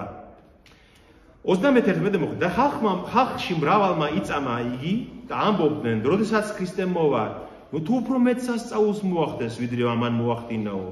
გაიგონეს ფარისევლებმა ეს მოთქმა ხალხში და გაგზავნეს ფარისევლებმა და მდედარებმა მსახურნი მის შესაყრობად. გაიგეს, რომ ხალხი გადაიხარა იესოსკენ. ამბობდნენ, რომ კაცო, მესია რომც მოვიდეს მომავალში ვინმე სხვა. ნუ თუ ამაზე მეტ სასწაულს მოახდენს, რაც ამან მოახდინა და რაღაცა ხალხში გაჩნდა რწმენა მის მიმართ და ეს საშიშროება რომ დაინახეს ფარისევლებმა, გააგზავნეს მსახურები მის შესაყრობად. ხოლო იესომ უთხრა მათ, ცოტა ხანსაც დავყოფ თქვენთან და ჩემს მომავლინებელს მიუბრუნდები. ძებნას დამიწყებთ და ვერ მიპოვით, სადაც მე ვიქნები, თქვენ ვერ მოხვალთ. ხოლო იუდეველები ერთმანეთს ეუბნებოდნენ, სად უნდა წავიდეს, რომ ჩვენ ვერ ვიპოვოთ? იქნებ ბერძენთა შორის განთესილებში აპირებს წასვლას, რათა ასწავლოს ბერძნებსო. რას ნიშნავს ეს სიტყვა, რომელიც თქვა, ძებნას დამიწყებთ და ვერ მიპოვით, სადაც მე ვიქნები, ვერ მოხვალ თქვენო. რაზე ეუბნება ქრისტე? ცოტა ხანი ვიქნები და წავალ, დამიწყებ ძებნას და ვეღარ მიპოვით. თავის ამაღლებაზე ლაპარაკობს ქრისტე, ცოტა ხანით და ავმაღლდები თქვენგან და ის შანსი, ის ერთადერთი უნიკალური შანსი, რომ ხილულად გეხილად ქრისტე მესია დამთავრდა. ვეღარასოდეს ვეღარ ნახავთ. ებრაელებს ეუბნება ამას. ნახეთ, ეს 34 მუხლში. ძებნას დამიწყებთ და ვერ მიპოვით. ქრისტე წინასწარ ეთყოლებს რაზე? თავარი ძებნა, თავარი სურვილი ებრაელების დღესაც რა არის? მესიის მოსვლა. მთელი ეს საუკუნეები ქრისტედან დღემდე ყველა საუკუნეში ეძებდნენ მესიას. აი მე აქ მინდა თქვენს მეჩვენებთ, აი ამოჭრე კიდევაც ინტერნეტშიც არის, შეგიძლიათ ნახოთ. 51 სია ცრუ ქრისტეების. 51 ქრისტე, რომელიც პირველი საუკუნიდან მე-20 საუკუნემდე ისრაელში გამოჩნდა. ან ებრაელებს შორის გამოჩნდა. არც ერთი არ აღმოჩნდა ნამდვილი მესია. შეიძლება ვიღაცამ თქვას, რომ ებრაელებისთვისაც არ არის ქრისტე, იესო ქრისტე ნამდვილი მესიაო, მაგრამ არავის არ მოუხდენია ის, რაც იესო ქრისტეს მოახდინა. რაც მისმა მოძღვრებამ მოიტანა მსოფლიოში, რომ ამდენი ხალხია მისი მორწმუნე, ხო? ჩვენ ხო ვიცით, რომ ეს ჭეშმარიტი რომე ვინ არის? ნახეთ, აი პირველი წერია თევდა. თევდა მოწყულთა საქმეშიც ნახსენებია და წერს ის გამალიელი ამბობს, პავლე მოწყულის მოძღვარი გამალიელი ამბობს, რომ აი თევდაო, ხო გამოჩდაო, ხო ბევრი ხალხი აიყოლიაო, ხო ისე გაქრაო, როგორც შაშანდელი თოვლიო. ნუ გეშინიათო, თუ ეს ღმერთისგან არ არისო იესო ქრისტეო, თევდასავით გაქრება ესეც. შემდეგ ნახეთ, მე-2 საუკუნეში იყო ბარ-კოხბა, ესეთი იყო ცრუ მესია, რომელმაც აიყოლია ებრაელები. აი 70 წელს ხო ქრისტეს ჯვარციდან 40 წლის შემდეგ ხო დაანგრიეს ტაძარი და მე-2 საუკუნეში აიყოლია ებრაელები ბარ-კოხბან, რადგან მისი სახე ნიშნავდა ვარსკვლავების ძე, ესე ერქვა ბარ-კოხბას და უთხრა რომ მე ვარ მესია და მე აღგიდგენ სამეფოს ისრაელში და რომაელები ისე გაბრაზდნენ აი ამ კიდევ ერთ აჯანყებაზე რომ საერთოდ მოსპეს ისრაელი. მილიონობით ხალხი დაიხოცა გადასახლებაში და იმ დღიდან აღარ არსებობს ისრაელი, აი 135 წელს მოხდა ის განადგურება. კიდევ ერთი მესია, ცრუ მესია, ნახეთ, მე-5 საუკუნეში იყო მოსე კრეტელი, ესე ცნობილი მოსე კრეტიდან, მოშე. ამან დაარწმუნა ებრაელები, ნახეთ, ეს ხო მე-2 საუკუნეში ხო საბოლოოდ განადგურდა ისრაელი, გავიდა 3 საუკუნე და ამ მოსე კრეტაზე ცხოვრობდა. კრეტა არის პირდაპირ მოპირდაპირ ემხარეთ ისრაელის. ამ მოსემ უთხრა ებრაელები აიყოლია რომ მე ვარო მესიაო და მე აი როგორც მოსემო ზღვაზე ხო წითელ ზღვაში ხო გაიყვანაო ებრაელები და მიიყვანა აღთქმულ მიწაზეო მე აი კრეტიდან პირდაპირ გადაგიყვანთ ისრაელშიო და მართლაც ებრაელებმა გააყიდეს სახლები, ქონება, კრეტაზე ცხოვრობდნენ, შეუერთდნენ მას და იმ დათქმულ დღეს კლდიდან გადაახტუნა ეს ხალხი, რომ ზღვაში უნდა გაევლოთ და ძალიან ბევრი დაიხოცა, განადგურდა და თვითონ ეს მოსე გაქრა იმ დღიდან. ზოგი ამბობს რომ თუნდაც იქ მოკვდა, ზოგი ამბობს რომ გაქრა სადღაც გაიქცა, როგორც შარლატანი და ცრუ ქრისტე. ესმით და აი ყველა აი აქ კიდევ ერთი არის შაბეტაიცვი, ესეთი ცრუ ქრისტეს, ცრუ მესია, ცრუ ქრისტე, რომელიც მე-7 საუკუნეში ცხოვრობდა ოსმალეთის იმპერიაში. ესმით? ამანაც დაარწმუნა ხალხი რომ აიო მე ვარო მესიაო და სამყაროს გამოხსნის დღე დათქვა კიდევაც როდის უნდა ყოფილიყო ეს დღე. მოვიდა ეს დღე, არაფერი არ მოხდა. შემდეგ ოსმალეთის ხელისუფლებამ შეიპყრო ეს შენი შაბეთაიცვი და ისლამი მიიღო ამ. ან სიკვდილი უთხრეს, ან სიკვდილი ან ისლამი უთხრეს. და ან რა უთხრეს იცით რომ შენ თუ მესია ხარო ოსმალებმა უთხრეს. მოდიო, დადექიო და ისრებს გესვრითო. თუ მესია ხარო არ მოკვდებიო. ან ესო, ან ისლამიო და ამან ისლამი აირჩია. გესმით? აი ესეთი საწოდაობა ხდებოდა ყველა საუკუნეში, გესმით? და ქრისტე ეუბნება დამიწყებთ ძებნას ებრაელები. ვერ მიპოვეთ. სადაც მე წავა, თქვენ ვერ მოხვალ. გესმით? აი ამას წინასწარ მეტყოლებს ქრისტე წინასწარ, ღმერთი წინასწარ მეტყოლებს აი იმას რაც დღეს ებრაელებს ჭირთ. 37 მუხლი. ნახეთ, აი ეწყება ძალიან მნიშვნელოვანი. აი რა მინდოდა მეჩვენებინა თქვენთვის. აი ეს მაკეტი არის იერუსალიმის მაკეტი იმ დროს, როცა ქრისტე იყო ამ ქვეყანას. აი თქვენ ნახეთ. აი ეს ადგილი, მე ახლიდან ნახეთ აუცილებლად. აი ეს ადგილი. აი ეს არის ტაძარი. აი ეს ტაძარი არის ეს. გარშემო იერუსალიმს სულ გალავანი ერტყა. ხედავთ, გალავანი არწია გარშემო სულ. აი ეს არის კიდრონის ხევი. აი ეს ხევი არის აი აქ. ამ ტაძრიდან ცენტრალური შესასვლელი იყო აი ამ ორ კარებში. აი ნახეთ, აი ამ მხრიდან, აი ამ მხრიდან. აქ გაძვრებოდი, აი ამ ბაზილიკის ქვეშ გაძვრებოდი და აი ამ ორი ამოსასვლელიდან ამოდიოდი ტაძარში. ხედავთ, ხომ აქედან მეტნაკლები. და მე აქ უკვე აი ეს იყო ეს ტაძარი, მთავარი ტაძარი, ეს გალავანის შიგნით, სადაც მხოლოდ ებრაელებს შეეძლოთ შესვლა. აი ამ პირველ ნახევარში ქალებსაც შეეძლოთ შესვლა, ებრაელ ქალებს, იუდეველ ქალებს და მეორე ნახევარში მხოლოდ კაცებს. აი ამ ნახეთ ორად არის გაყოფილი ეს თავარი ტაძარი, ხო? ასე. აი ამ გალავნის იქით იდგა აი ასეთი სამსხვერპლო. ხედავთ? აი ამ გალავნის, აი ამ სამსხვერპლოზე იწირებოდა მსხვერპლი. აი რომ მოიყვანდა ცოდვის გამოსაწყიდად, ხო? ვინმე. ანუ ისედაც ყოველდღე ხო სწირავდნენ ებრაელები მსხვერპლს ღმერთს. ნახეთ, აი ეს სამსხვერპლო პატარა კი არ იყო, კვადრატული ფორმის იყო დაახლოებით 2.5 მეტრი იყო სიგანე და სიგრძე, ამისი კვადრატული და სიმაღლეში იყო მეტრი და 60. დიდი საკურთხეველი იყო და აი აქ ამას ზედ იკლებოდა და აქ საკურთხეველში იკლებოდა ეს ხვერპლი და ზედ იწვებოდა და დამწვარი იყო ზედ.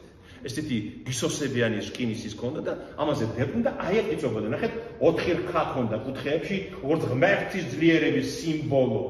ამაღლდეს რქა, შენ როგორც მარტო რქისა ხო არის ფსალმუნში. გასმით? აი ამ აქ იყო ესეთი ასასვლელი რამპა.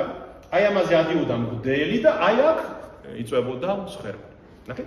რატომ იდოდა ეს თქვენს მიჩვენ? აი აქ ქვევით გალავნის ბოლოში, იერუსალიმის გალავნის ბოლოში იყო სილოამის აუზი.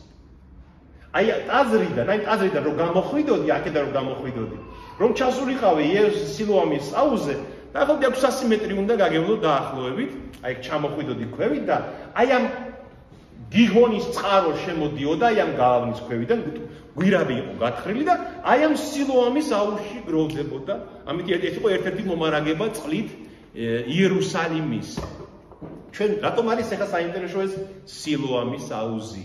ჩვენ ვერ მომავალში ვნახავთ შობიდან ბრმა კაცი რომ ტალახი რო წაუსვა თვალებზე ხო გახსოვთ უფალმა წადით სილოამის აუზზე დაიბანეო აი გამოაქციეს ტაძრიდან და დააბანეს და აიყვანეს ქრისტე ტაძარში იყო ამ დროს გესმით და რატომ არის ეს შოვანი ახლა ყარნობის დღესაც სწავლობთ ყოველ დღეს სრულდებოდა ასეთი რიტუალი წყლის ამოხაფვის რიტუალი ერქვა ამას ჩადიოდა დილას რო გათენდებოდა ჩადიოდა პროცესია მღვდელი ჩადიოდა თავი პროცესით გალობით სადღესასწაულო პროცესია ამოიღებდა ოქროს სურით სურა იყო დაახლოებით ლიტრი და 600 გრამი სურით წყალს ამოჰქონდა ტაძარში შემოვიდოდნენ ტაძარში შევიდოდნენ აი აქ შიგნით ტაძარში და აი ამ საკურთხეველზე ღვრიდნენ აი ამ ცოცხალ წყაროს წყალს და ამ საკურთხეველზე მღვდელი ადიოდა და ეჭირათ ასევე 2 ჭურჭელი ვერცხლის და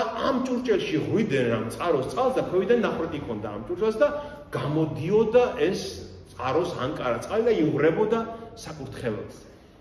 ეს რიტუალი რატო სრულდებოდა იცით რომ ეს იყო მეორედ მოსვლის ქრისტეს მოსვლის ნიშანი იყო ერთ-ერთი რადგან წინასწარმეტყველება ამბობს რომ იმ დღეს როდესაც მოვა მესია საბოლოოდ ხო აი ჩვენთვის მეორედ ისინი მათგან პირველად ველოდებია რა თქმა უნდა წერია რომ იმ დღეს აი ესე იმ დღეს ქრისტეს მეორედ მოსვლის დღეს იტყვი შენ გმადლობ უფალო რომ გამირისხდი და დაცხრა შენი რისხვა და მანუგეში აჰა ღმერთია ჩემი ხსნა სიხარულით ამოხაპავთ წყალს ხსნის წყაროებიდან ნახეთ ესაია წინასწარმეტყველი ამბობს ამას რომ იმ დღეს მესიის მოსვლის დღეს აი იმდენი იქნება წყალი მადლი წყალი ხო მადლის სიმბოლოა რომ სიხარული და ამოხაპავთ ამ წყალს და არ გათავდება დაუსრულებლად იქნება და აი ამიტომ ჩადიოდნენ და ყოველდღე ამ წყალს ამოხაპავდნენ ამოჰქონდათ და ასხამდნენ ტაძრის საკურთხეველზე და იქ გადმოდიოდა ამ ზაქარია წინასწარმეტყველთან წერია რომ იმ დღესო იქნება რომ გაიღება წყარო დავითის სახლისთვის და იერუსალიმის მცხოვრებთათვის და ცოდვის და უწმინდურობის წარსახოცად. ეზეკიელ წინასწარმეტყველი ამბობს რომ იმ დღესო, აი იმ დროს როცა ქრისტე მესია მოვაო, გამოჩნდება ესეო რომ ტაძრის ღრუბლიდან გამოვაო ცოცხალი, სიცოცხლის მომრიჭებელი წყალიო, შეერთვებაო მდინარეებსო, და ყველაფერს სიცოცხლეს მიანიჭებსო, გესმით? ანუ საკურთხეველიდან გამოდის წყალი ქრისტეს მოსვლის დღეს და აი ყდარზვასაც კი გააწუყ დარზვაში ხო არაფერი სიცოცხლე არ არის გამოვა მადლზეა ლაპარაკი და გამოვა და შეერთება მდინარეებს წყაროებს თელ დედამიწაზე და სიცოცხლეს მიანიჭებს ყველაფერს და აი ამ წინასწარმეტყველების აღსრულებისთვის აი ამ კარობის დღეს შევხვდით რომ კარობის დღე ქრისტეს მოსვლას განასახიერებთ გვახსენებდა აი ამ დროს ამიტომ აქ უნდათ ეს წყალი და საკურთხეველზე ღვრიდნენ და გადმოდიოდა. ნახეთ 27-ე მუხლი ხოლო დღესასწაულის უკანასკნელ დღეს, ანუ მე-7 დღეს, აი როცა კიდევ ერთხელ შეასრულეს ეს წყლის ამოხაფვის რიტუალი და დაასხეს საკურთხეველზე, დადგა იესო შეღაღადა და თქვა, ვისაც წყურია მოვიდეს ჩემთან და სვას. და ვისაც წამს ჩემი, როგორც ამბობს წერილი, მისი მუცლიდან წარმოზდინდებიან ცოცხალი წყლის დინარეები, ესა თქვა სულისთვის, რომელიც უნდა მიეღოთ მის მორწმუნეებს, იმდენად ჯერ კიდევ არ იყო მათზე სული წმინდა, რადგან ჯერ კიდევ არ განდიდებულიყო იესო. ესმით, ნახეთ რას ამბობს? აი, უდელიო დადგებოდა ხოლმე ამ ადგილას. უყურებდნენ ხოლმე და ეუბნებოდნენ ხოლმე, რომ ხელები მაღლა აწიეო, რომ წყალი სხვაგან არ დაიღვაროსო. და აი, იმ ჭურჭელში ხო ჩაასხავდა ამ წყალს და იმ ჭურჭლიდან გადმოდიოდა, ხო, ქვევიდან ეს წყალი. აი, ქრისტეუნება ეგ კი არა, ვისაც მართლაც წყურია მადლი, მოვიდეს ჩემთან და სხვას. და ვინც მოვა ჩემთან, მისი მუცლიდან დაიწყებს დენა სიცოცხლის დინარეები იმ ჭურჭლიდან კი არ გამოვა ქვევიდან, ტაძრის საკურთხევლიდან კი არ გამოვა. შენ მე ვისაც მივცემ სულიწმინდას, მისგან დაიწყებს დენას მადლი, მაცოცხლებელი მადლი. ამას ამბობს ქრისტე. ხვდებით აზრს. აი პავლე მოციქული ხო ამბობს, ნახეთ კორინთელთან მიმართ ეპისტოლეში, რომ ნუ თუ არ იცით, რომ თქვენი სხეული ტაძარია თქვენში დამკვიდრებული სულიწმინდისო. თქვენ ახართ ტაძარი სულიწმინდის. ქრისტე ამას ამბობს ფაქტიურად რა. იმ ჭურჭელში წყლის ჩასხმა მხოლოდ სიმბოლოა ამ ყველაფრის, ხო? და ახლა აი ვინც მივიღეთ სულიწმინდა ქრისტეს მადლით, ხო? ჩვენგან დაიწყებს დინებას მარადიული სიცოცხლის დინარეები. ხო ხვდებით რას ამბობს ქრისტე? აი ეს კარვობის დღესასწაულზე აღსრულებული რიტუალი განაპირობებს იმას, რასაც ქრისტე ამბობს. გესმით, ამის თქვა მინდა მე. ამიტომ ჩვენ თუ არ გვეცოდინება კარვობის დღესასწაულზე რა ხდება და რატომ ხდება, ქრისტეს სიტყვებსაც ვერ გავიგებთ. ანუ ის რაც დაინახეს რომ აღსრულდა წყლის ამოხაფვის დროს, იმაზე ამბობს ქრისტე, რომ მან კი არა ჩემთან მოვიდეს, ვისაც ნამდვილად წყურია, სხვას მადლი სულიწმინდის და მისგან დაიწყებს სიცოცხლის დინარეები, ცოცხალი წყლის დინარეები დენას. და ეს თქვა სულიწმინდისთვის, რომელიც უნდა მოეღოთ მის მორწმუნეებსო.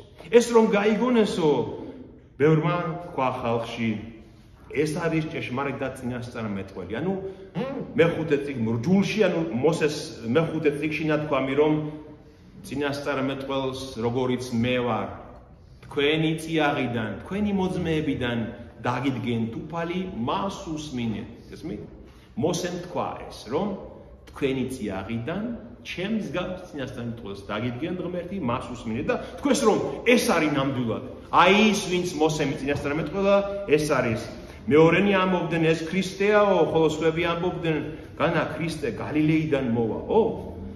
ხომ წერილი ხომ ამბობს, რომ დავითის თესლისგან და ბეთლემიდან, იმ ადგილიდან, სადაც იყო დავითი, მოვა ქრისტე. აი რაც მე გითხარით, მიქა წინასწარმეტყველი ხო ამბობს, რომ ეფრათას ბეთლემიდან მოვა ქრისტეო და ეს ხო გალილეველიაო. და ქრისტეს ნაზარეველს უწოდებდნენ, ხომ? იესო ნაზარეველი ესე რეკომას და ნაზარეთი გალილეაშია და ბეთლემიდან უნდა მოვიდეს ქრისტე და ატყდა ამის გამო დავა ხალხში. ზოგიერთს მისი შეპყრობა სურდა, მაგრამ არავინ დაადო ხელი. ნახეთ რია, ვერავინ დაადო კი არა. არავინ დაადო ხელი, რატომ? რომ ღმერთი სანამ ის დღე არ მოვა, უგრძალავს ყველას მისთვის ხელის დადებას.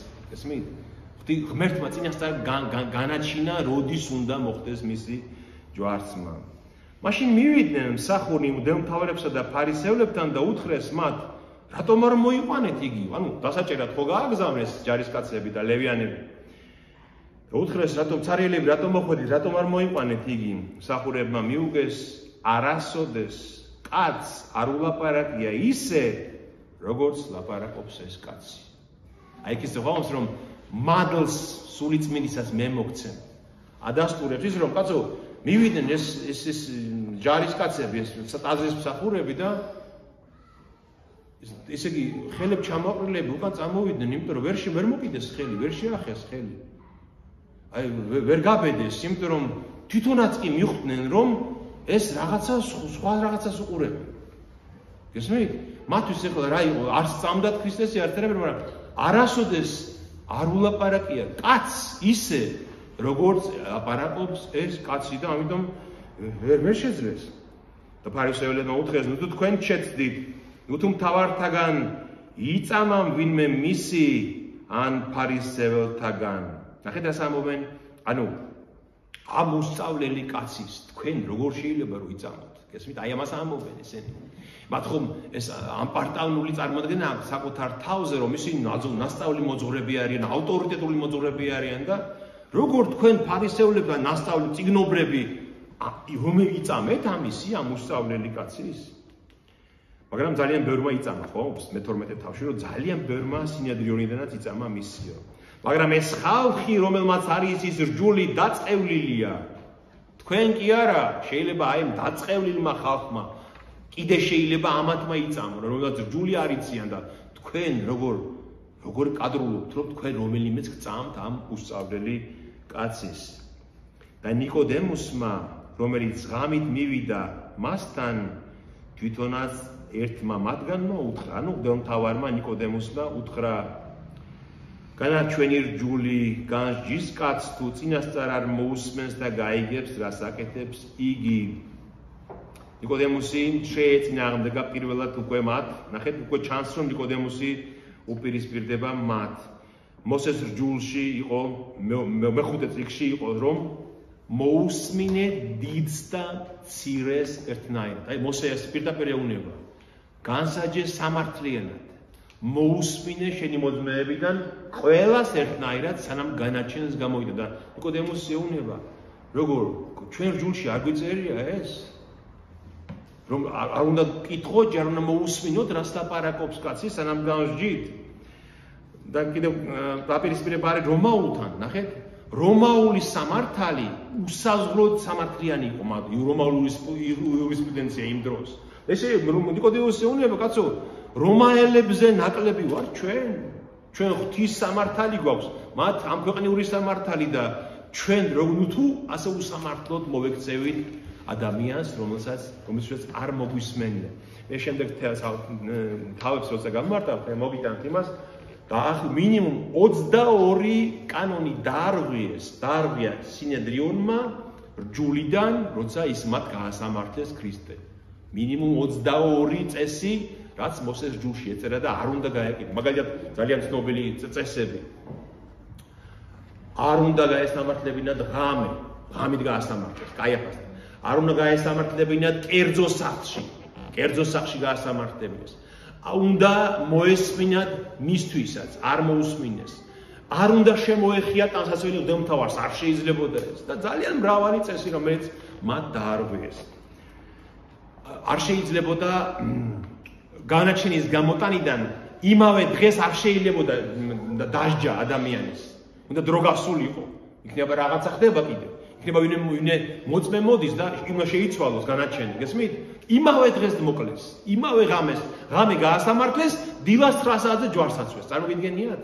და აი ამ კანონები მე გაჩვენებთ მე ეს რა კანონები დაარღვიეს და ნიკოდემუსი უკვე ამხილებს მათ რომ როგორ ჩვენი რჯული ამას გვეუბნება და მიუგეს და უთხრეს მას, იქნებ შენც გალილეველი ხარ? გამოიძიე და იხილე რომ გალილეიდან არასოდეს აღმდგარა წინასწარმეტყველი და ყველანი თავიანთ სახლებში წავიდნენ. და ნიკოდემუს მიუგეს აგდებულად რომ შენც გალილეველი ხო არ ხარ, როგორ ლაპარაკობ? გალილეველებს უყურებდნენ ესენი ზევიდან, კედმაღლურად, რომ გალილეველები არიან უსწავლელი ხალხი, მეთევზეები, რჯულის არ მწოდნები, დაწყევლილნი, ასე ამაზე ამბობს, რომ რჯულის არ მწოდნე ხალხი, იმიტომ რომ რჯული ვინც არ იცის, საქმითაც ვერ ასრულებს რჯულს და რჯულს ვინც ვერ ასრულებს, აი ჩვენ ხო გახსოვთ რომ ნახეთ ბაალის მთიდან რომ დაიწყევლა ის მოსეს რჯულის დროს რომ ვინც არ შეასრულებს რჯულს და ეს უსწავლელი ხალხი დაწყევლილია, ასე უყურებს სინედრიონი და ეუნებიან გალილეიდან არასოდეს აღმდგარა წინასწარმეტყველი. მაშინ როცა ტყუილია ეს, გალილეიდან იყო ორი წინასწარმეტყველი მინიმუმ. იონა და ნაუმი, ორივე გალილეველები იყვნენ. ანუ ან არ იციან ამათმა საკუთარი რჯული, ან იტყუებიან, რაც უფრო უარესია. და ყველანი თავიანთ სახლებში წავიდნენ. იესო კი წავიდა და ზეთისხილის მთაზე გაათია ღამე. მას სახლი არ ჰქონდა იერუსალიმში. სამყაროს მეუფეს არ ჰქონდა იერუსალიმში სახლი და წავიდა, გადავიდა აი ამ ხევის მეორე მხარეს, აი აქეთ იყო ზეთისხილის მთა და იქ გეცამანის ბაღში გაათიაო ღამე. ნახე და უკვე შემდეგი თავი აი მინდა ამით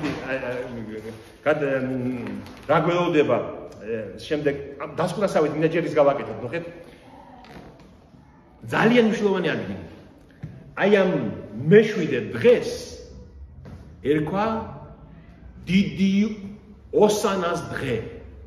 დიდი ოსანას დღე ერქვა ამას, რომ აი რო გითხარით, რომ აიღებდნენ თაიგულებს და აი ამ საკურთხეველს გარშემო უვლიდნენ 7 ჯერ და ამბობდნენ ოსანა. აი რასაც ბზობას ამობენ, ოსანა, ოშიანა, შეგვეწიე. აი ოსანა ასნიშნავს იცით ებრაულში ხოშიანა. დაგვეხმარე რა. აი ქართულად რო ზუსტად ამას გვიშველე რა უფალო. შეგვეწიე რა ღმერთო. აი ეს ამ აზრს ატარებს ოსიანა. და აი დიდი ოსანას დღეს აი ამ საკურთხეველს გარშემო უვლიდნენ და აქ ჩარჭობილი იყო პალმის რტოები, აი 4-ვე კუთხეში. პალმის რტოები, როგორც ეგვიპტიდან მონობიდან გამოსვლის სიმბოლო და იმებს მოხსნიდნენ, მოჭრიდნენ ხომ რომ თავდება ეს დიდი ოსანას დღე. და აი ამ დროს ამბობს უფალი იმას, რომ ვისაც წურია ჩემთან მოვიდეს და აი კიდევ ის რომ გახსოვდეთ რომ ის რაც უნდა შეესრულებინათ ამ დიდი ოსანას დღეს ებრაელებმა შეასრულეს პასეხის დროს, როცა ქრისტე ბზობად შევიდა იერუსალიმში, იმიტომ რომ ის იცნეს, თითქოს იმ დროს იცნეს, რომ ეს არის ნამდვილად ქრისტე მესია, რომელიც უნდა მოსულიყო ამ ქვეყნად. და მერვე თავი იწყება მერვე დღით. გესმით? ბრძულში ეწერა რომ ეს 7 დღე რო დამთავრდება და მერვე დღეს ხომ იწყება თორას ახალი წელიწადი, იმ მერვე დღეს ერქვა ბრძულის სიხარული. ანუ ბრძული იწყება ახალი თორის წელიწადი და აი მერვე დღეს უფალი დილას ისევ მოვა ტაძარში და იქ ხდება რა? როცა მას მოუყვანენ ბრუშოვაზე წასწრებულ ქალს. აი ამ რჯულის სიხარულის დღეს, ნახეთ, უნდათ შეეპყროთ და მოეკლათ ტაძარში, ხელი ვერ შეახეს და ახლა ძალმომარეობით უნდათ მისი მოკლა, ახლა უკვე მოდიან მზაკრობით, რომ აი ამ მახეს უგებენ, რომ ამ ბრუშოვაზე წასწრებული ქალის ჩაქოლვას რა სიტყვის უფალი და აი მერვე დღით გავაგრძელოთ მერვე თავი, როცა რჯულის სიხარულის დღე გაუთენდა ისრაელს მერვე დღეს და ისინი კიდე ცდილობენ რომ რჯულის მომცემი მზაკრულად მოკლან იესო ქრისტე უფალი განკაცებული ღმერთი. მეგონი გრძელი საუბარი გამოგვივიდა დღეს, მაგრამ თავი ისეთია რომ უნდა ყველაფერს ცოტათი მაინც შევეხოთ რომ გავიგოთ, ხო? აი თავი რაც მე დაიმახსოვროთ, აი სულ 2 წუთი. თავი რაც მე მეშვიდე თავს სახში ალბათ თქვენ წაიკითხავთ, ხო? რომ არ დაგა კარობის დღესასწაული არის ცენტრალური რამ მოვლენა ამ დროს. მეშვიდე, მერვე, მეცხრე თავები და მე-10 თავები კარობის დღესასწაულზე ხდება. იქ ყველაფერი, რასაც ქრისტე ლაპარაკობს, რასაც ქრისტე ამბობს, რასაც შეღაღადებს, რასაც აღასრულებს, თუნდაც სასწაულს, ყველაფერი კავშირში აი ამ კარობის დღესასწაულის შინაარსთან. და კარობის დღესასწაული იყო მონობიდან გამოხსნის გახსენება და ქრისტეს მესიის მოსulis მოლოდინის დღესასწაული. რომ მოვა როდესღაც მესია და დაიკარვებს ჩვენთან და აღარასოდეს აღარ გავშორდება. აი ამას დღესასწაულობენ ამ კარობაზე და თან მზაკრულად ქრისტეს მოკლა უნდა. გესმით? თქვენ ბატონო? ეხლაც სუკოტი ქვია,